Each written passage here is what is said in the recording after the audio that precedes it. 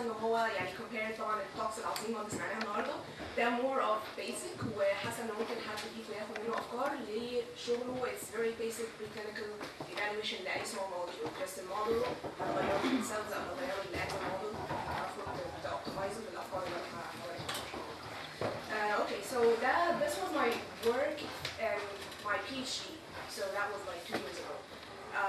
I worked on the preclinical evaluation of small molecule therapy for ocular angiogenesis.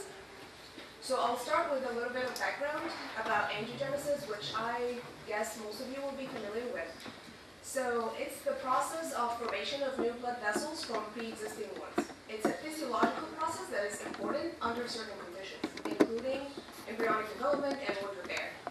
However, what we mainly hear about is pathological angiogenesis, which could happen either from insufficient formation of blood vessels, such as in coronary artery diseases and stroke, or excessive formation of blood vessels, and this is the part that we usually hear about.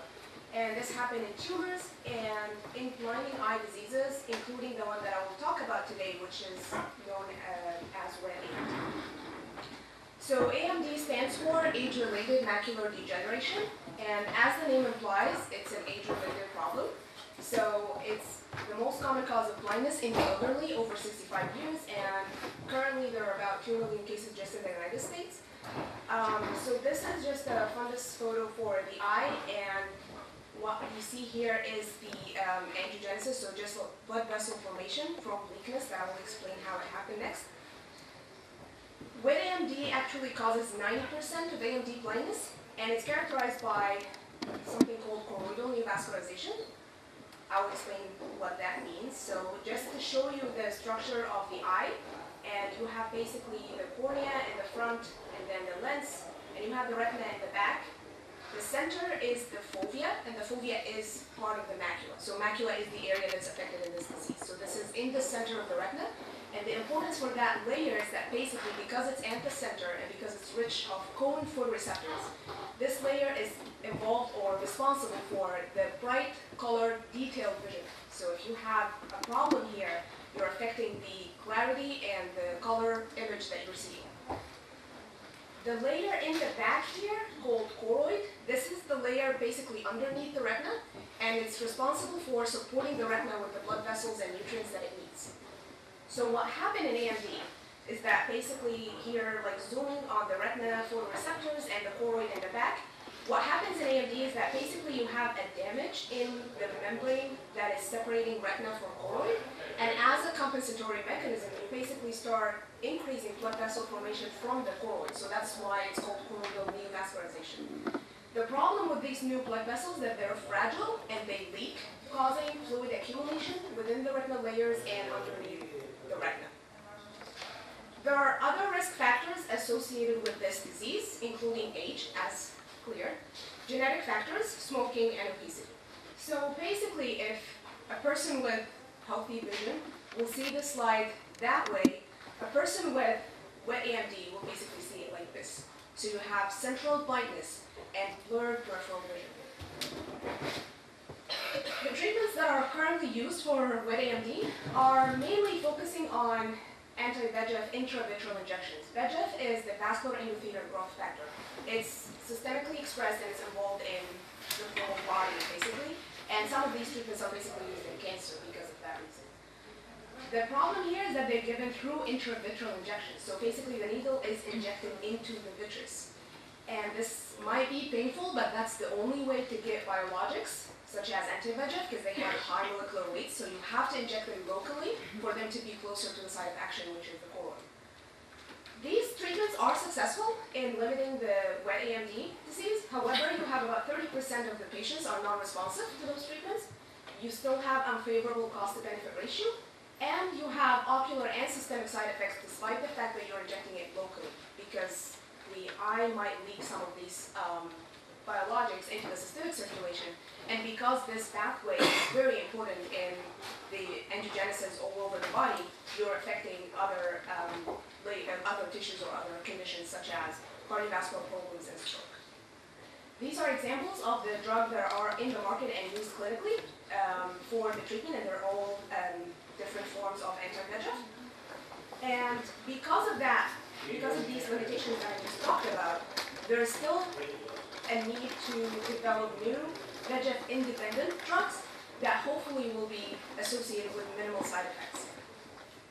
So towards this end, we were basically, or the lab that I worked in, we were basically interested in looking at the natural products in general, and they came across this one called promotional. It has been studied by this group in Korea back in 2004, and it's just a plant that was used in traditional medicine, and this group studied it in its anti-angiogenic activities in vitro and in vivo. And they found some promising results, but the specificity was the issue. So we collaborated with a chemistry group in South Korea that basically synthesized derivatives of chromasterone to increase the specificity and decrease the unwanted effects. And I won't go through the details of the STAR work that we did, but here is just showing you the chromasterone, which is the structure of chromasterone, the parent compound, and how it was, how we found its activity or effect in inhibiting the proliferation of retinal endothelial cells. And after optimization, we came to this compound called SH1137. I'll just, throughout the talk, I will be talking about it as SH37 for short. And this compound we found it to be more potent than the parent compound in inhibiting the proliferation of these cells. And two other experiments I did, but I won't talk about, it was also more specific towards this type of cells compared to other cell types. So my work throughout the PhD was basically on optimizing this compound and testing its anti-angiogenic activities in vitro and in vivo. So another way to confirm its anti-proliferative activity is to do an assay called Incorporation assay. And this is just looking at the new or de novo synthesis of DNA. So what you're seeing here is blue staining for DABI nuclei, and the red staining is for the EDU that is newly incorporated into the cells. So when you see the pink staining, it means that you have more formation or like more DNA synthesis. So as you see that with increasing concentration of this compound, you're basically inhibiting the DNA synthesis. So it means that you're inhibiting the proliferation of these cells. So this effect was a dose dependent, and it goes with the data that I just showed in the previous slide. So the properties of angiogenesis in general, like when you have a process of formation of new blood vessel formation, you start by proliferating the cells, having them migrate, and then form tubes of the newly blood vessels. So these are the characteristics that I basically looked at to see if SH37 has anti-angiogenic activity. So that was the first step, is inhibiting the proliferation. The second aspect is basically to look at its effect on cell migration. So that's a simple assay, it's called scratch wound.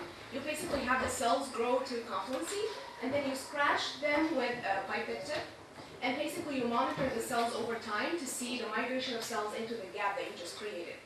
And again, as you see here, with increasing concentration of the compound, you basically inhibit the migration of the cells, so it indicates that the compound has anti-migratory activity.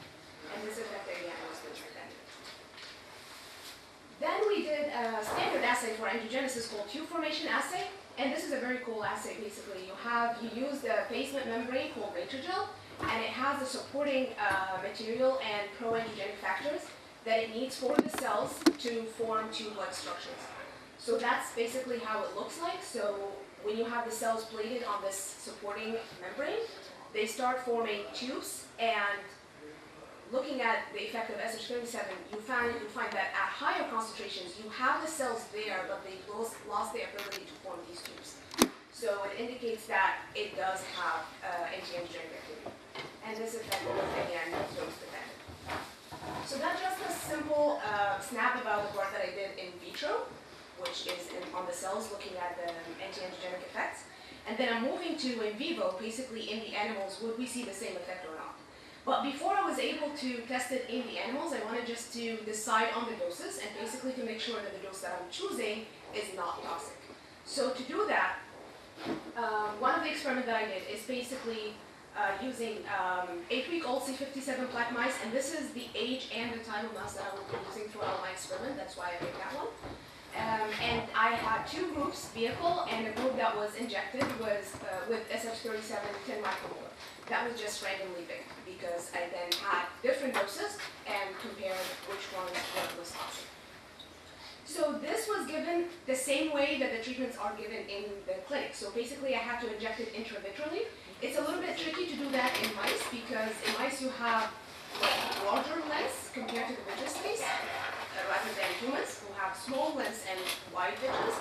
So that was challenging to inject at a certain angle so that you only inject in the vitreous without hitting the retina or the lens. And then I waited 14 days, and the reason for 14 days is that because that's exactly the design of my experiment.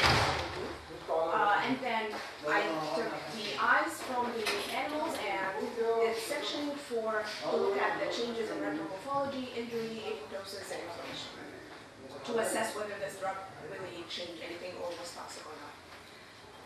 So just show you some examples of what I found is here basically looking at H&E staining from the eyes that were injected with the vehicle and the eyes that were injected with the compound. There was no differences in the morphology, and this was after 14 days. And these were quantified in a certain way to take the ratio from for A to B, and this is very known in the literature about looking at the changes in morphology. And there was again no differences. I also did staining for leaf caspase 3 as an apoptosis marker, MCP1 as an inflammatory marker, and these were all negative. I'm just cutting them for the sake of time. So that's another assay that I did to look at the toxicity, and that was important because I'm going to say that this compound has anti-angiogenic activity. So I want to make sure that it affects the angiogenesis of newly formed blood vessels, but it does not affect the angiogenesis of existing ones. So what I did here is basically injected 100 micromolar, so that's 10 times higher than any concentration that I would ever use. And I waited 14 days, and this was staining for the blood vessels in the retina. And it was important to see that even with those high concentrations of the drug, you're not affecting the existing retinal vessels, which means that you're not going to kill just the vessels randomly, because that's going to be an unwanted effect. And here just quantifying the fluorescence ratio, and again, there was no difference. Another way to look at toxicity is using electroretinogram, ERG, and this is standard used in the literature, and it's also used in the clinic, to look at the retinal activity of the eye and assess whether you have responsive retina or not. So this is just looking at the action potential, and there's scotopic. Scotopic means dark conditions, and photopic means light conditions. And just see the differences between the black bar, which is for the vehicle, and the green for the compound. And without knowing anything about ERG, you can tell that there's no difference. So these were important to feel confident that I can go ahead and test this compound in vivo. So the model that I used is called laser-induced choroidal neovascularization, or LCNV for short. So in this model, as you can tell with the name, I used laser to induce the damage. So the mice that I used are C57 plaque mice, and I basically focused the laser on the back of the eye here and induce a burn.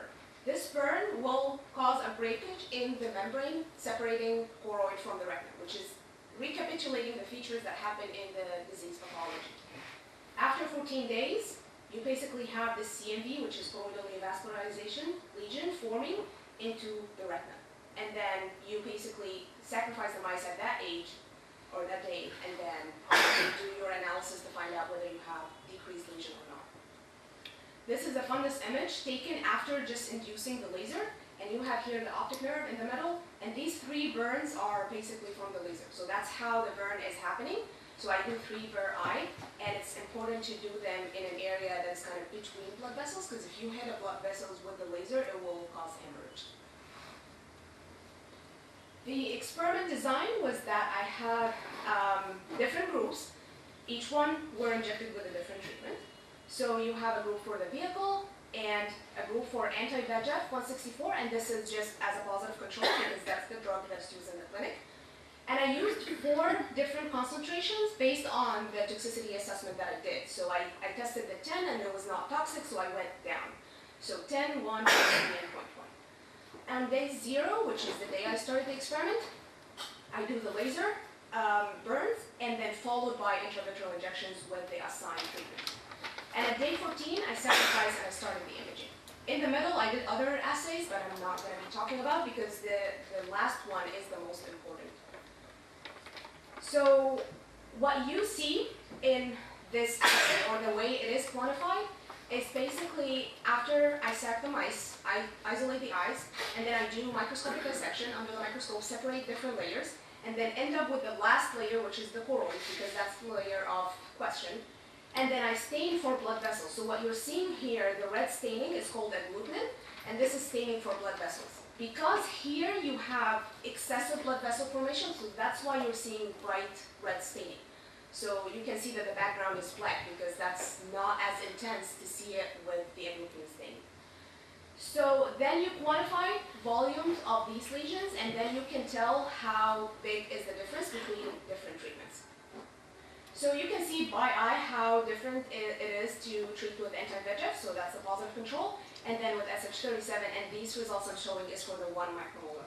But here you can see the full dose response range. So the 10 and 1 were not different from each other, and interestingly, they were not different from the anti-VEGF itself. The 0.3 and 0.1 were with minimal effect, which is not really surprising. So these experiments so far kind of showed that you have anti-angiogenic activity in vitro and in vivo. So the question remains on that we need to know how does it work, because up to that point I had no idea. So in order to use an unbiased approach, I used something called photoaffinity pull down to determine the binding proteins to SH37. The idea of this assay is that you basically synthesize something called affinity reagents, and of course I didn't do that, that was with the chemistry group, so they synthesize everything. So this affinity reagent has the drug moiety connected or linked with a benzophenone group, and then with a linker to a biotin tag. Why you have each one. So basically benzophenone group is important to have here because it cross-links with adjacent proteins after exposure to UV. So basically you will make sure that you're capturing the nearby proteins to be able to assess them later. The biotin tag is important to immobilize the whole affinity reagent on streptavidin beads to be able to do the pull down. So what we basically do is that I immobilize the affinity reagent on the beads, and then I mix it with the cell lysate, or the protein lysate, and then the target protein will basically bind to the drug loosely. You expose them to UV irradiation to have this cross-linkage with the benzophenone that will help facilitating the washing out and clearing everything and keeping the target protein bind. Yeah. Then you assess the protein using STS, phage, and then mass spec.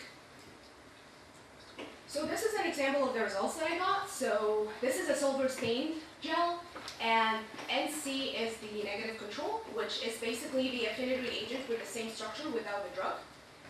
And affinity reagent 1 and affinity reagent 2, they basically synthesized two of the exact same thing with only one group different in the linker. And we thought that this might affect the stability of each one of those in the reaction. So that's why I ended up seeing the results with one but not the other. And it might be due to the stability of this affinity reagent itself during the reaction. So what we're basically looking for is a band that will show up specifically with either one of the affinity reagent, but not with a negative control. So the only band you see basically is this one here. So what I did is basically got this band from the gel and sent it for mass spec analysis. The analysis came back saying that this band is for a protein called epoxide hydrolase 2. And the first thing I did was to confirm that this is epoxide hydrolase 2 by getting specific antibodies and running them on Western or Uniplot, and this band is indeed epoxide hydrolase. So let me give you some background about epoxide hydrolase itself. So it's also known as soluble epoxide hydrolase. It's a bifunctional enzyme that has N-terminal phosphatase and C-terminal hydrolase activity. It has been well known and studied in the literature for its role in the metabolism of fully unsaturated fatty acid, and particularly the omega-6 or arachidonic acid. Arachidonic acid, they get metabolized first by CYP450 epoxygenase to yield intermediates called EET that has been shown and known to have anti-hypertensive, anti-inflammatory, and pro-angiogenic activity. These intermediates are then metabolized by ACH to give the less active products, DHAT. Because of these activity, these two in black here, SEH inhibitor have been in the clinical trial for cardiovascular protection because of the anti-hypertensive and anti-inflammatory activity. Interestingly, SEH is also involved in the metabolism of omega-3 fatty acids. They compete through the same enzymes, and they yield intermediates called EPP, and after SEH metabolism, they give the inactive active products of the HDB. Interestingly, these intermediates here are even more potent antihypertensive, anti-inflammatory, and the most important that they are anti-angiogenic. Despite the fact that this part was less studied, it is the most prominent in the retina. And this has been shown in the literature that the omega-3 metabolism is more important in the retina than omega-6. And just lately I mean before my PhD, so it's in 2014, some papers came out showing that SEH knockdown delays retinal angiogenesis, so it's indicating that it might actually play a role in the angiogenesis in the eye. And another paper came out saying that the CYP450 generated ADPs, which are the ones here, attenuate CMV, so they're important in decreasing CMV. But not really a lot of papers, and it was not clear how does that work, and there was a lot of controversy as well. So some papers will show that it have an effect, others will show that it doesn't. So because I saw this band or this protein with the compound that I worked with, and because I know that this compound have anti-angiogenic activity, it was important to kind of like link the pieces together. So the first thing I did is basically look at SEH level or epoxide hydrolase levels in the eye before and after laser to see if it actually exists or if it goes up, goes down, what happens. So what I have here is the eyes, just DAPI staining for nuclei, SEH in red, and gluten is staining for blood vessels again, and this is in green. And here you can see that the control, which is basically without laser, you have some existing or like expressed SEH in the normal condition, but interestingly, in the lesion area, you have upregulated SEH levels. So that might indicate that this protein actually has a role in the angiogenesis more than the normal blood vessel formation. And this is confirmed by Western, comparing retina also before and after laser, or like no laser and with laser treatment, that you see upregulation of SEH in the laser, but this upregulation was even more prominent in the choroid layer. So that was assuring, and it was good to see based on the story that I just mentioned. So I wanted to test whether the compound that I'm working on, SH37, actually has inhibitory activity on the SEH. So I only showed binding, so I need to confirm or look at the activity. So this is just an in vitro screening assay in which just you have in the kit basically a substrate that has this epoxide group, and then it will be hydrolyzed with SEH to give a fluorescent product. So you add the compounds that you're having and see the ratio or like the intensity of the fluorescent to know whether the compounds that you're testing inhibit the enzyme or not. So I first started with a positive control. So this is TUCB is a known specific SEH inhibitor that is commercially available. And just to confirm that, yes, I see inhibition with this kit. So this inhibition is standard or like control. Then I tested the compound, SH37, in different concentrations, and I found that the ones that I have, they were all inhibiting in concentrations higher than TUCB, but it was still seeing some inhibition. It was important here as well to include a negative control, and in that case it was an analog of SH37, but it was inactive. So it was inactive in vitro when we did the assay. It doesn't have anti-proliferative activity or anti-angiogenic activity. But it was important to put here to know that the inhibition you're seeing in vitro in this kit was specific to SH37 and not just any compound that you will add into this. Something else that I wanted to test after that is basically to see whether just the positive control, like positive inhibitor of SEH, TUCB, whether it will have anti-angiogenic activity in vivo. So what I did was basically just to take this compound, TUCB, and test it in vivo and comparing it again to anti-VEGF. And it was interesting again to see that this compound was effective in inhibiting lesion formation. So it indicates that inhibiting SEH in vivo does inhibit angiogenesis. The missing link at the end was that I showed this pathway, and I showed that this, and it has been shown, not me, that this pathway, these intermediates inhibit CMV. And then I showed that SH37 also inhibits CMV, but what I didn't show is whether or not it inhibits SEH in vivo. The only way to look at this is basically to do something called lipid profiling. So the experiment design that I did here was to have a group treated with a vehicle with no laser, and a group with vehicle and laser, and then the positive control, TUCB, and SH37 in 10 micromolar. On day 0, I gave the laser, and then on day 3, I sacrificed and I isolated the retina choroid and sent them for mass spec. This was done at Wayne State University in the lipidomic core facility.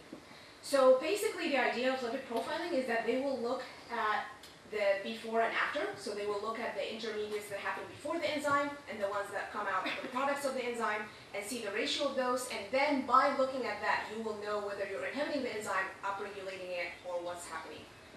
So 1920 EDB is the major intermediate, and that's why 1920 DHEB is the major product. And these are the results that came up with I came out with this assay. So I came out with 2 interesting data out of it. The first one is that you have just inducing the laser significantly reduce the ratio of EDB to DHEB, indicating that you have increased activity of SAH. So this goes well with what I've seen in the staining and in the Western, that you do have upregulation of the enzyme. The second part is that when you treat with TUCB or SH37, you kind of like start to restore this decrease, indicating that you do inhibit the enzyme.